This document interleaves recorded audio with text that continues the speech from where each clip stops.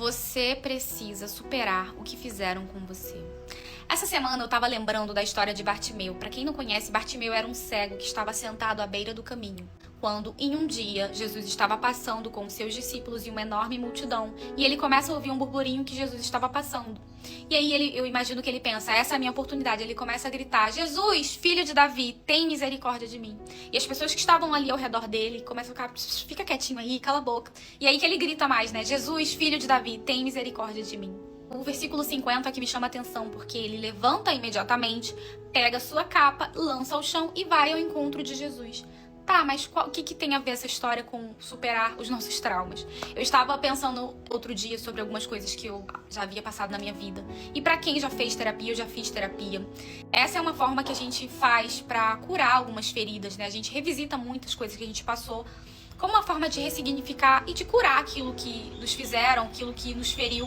Eu tava lembrando de algumas coisas e o Espírito Santo falou algo muito forte ao meu coração. Você precisa superar aquilo que fizeram com você. E eu fui entender o que significava aquela capa de Bartimeu, porque eu já vi muita gente falando sobre, mas eu nunca vi por essa ótica. A capa, ela não era só algo para proteger do frio e do calor. A capa era, ou receber esmola, né? A capa, ela era importante para identificar aquela pessoa que era digna de esmola, de caridade. Para identificar, era uma identidade social. Muitas vezes era o único bem que alguém tinha. E eu acho interessante que ele pega aquela capa e lança ao chão. Ele não tá preocupado se ele perdeu aquele único bem. Ele quer ser curado, ele sabe que ele vai ser curado e ele vai ao encontro de Jesus.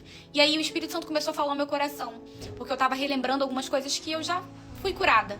Mas às vezes eu fico revisitando e o Espírito Santo começou a falar. Você precisa superar o que passou, né? O que passou, as coisas, as feridas. Se já tá sarado, se já foi, é a partir daqui em diante. Bartimeu, ele vai ao encontro de Jesus e ele é curado. E o que ele faz em seguida? Ele segue a Jesus. Então eu digo pra você, o que fazer com o que fizeram com você?